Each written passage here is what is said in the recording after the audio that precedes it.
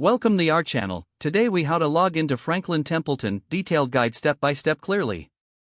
Begin by opening your preferred web browser. In the address bar, type in the Franklin Templeton website URL.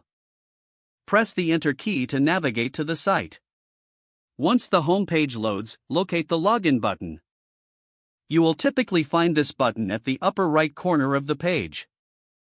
Click on the login button to proceed. You will be directed to the login page. Here, you will see fields for your username and password. If you have not registered yet, look for a link that says register or create an account. If you are a returning user, enter your username in the designated field. Next, type your password into the password field. Make sure to check for any typographical errors. If you have forgotten your password, click on the Forgot Password link. Follow the prompts to reset your password. Once you have entered your login credentials, look for the Sign In button. Click on the Sign In button to access your account. If your information is correct, you will be taken to your account dashboard. In case of an error, double-check your username and password.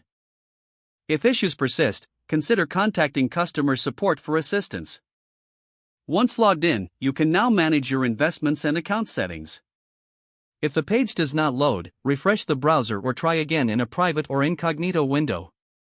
Make sure you are using the correct email address, then retype it carefully to avoid small typos. If your password is not accepted, use the reset option and create a new strong password you can remember. Check your spam folder for verification or security emails, then complete any requested confirmation steps. Enable two-factor authentication if available to improve account security and reduce unauthorized access risk. After signing in, review your profile details so your contact information and settings are accurate and current. If you see an error message, note it down and try again after restarting your device and internet connection. Log out when you finish, especially on shared devices, to keep your account and payment information secure. If the page does not load, refresh the browser or try again in a private or incognito window. Don't forget to like this video and subscribe to our channel for more step-by-step tech guides.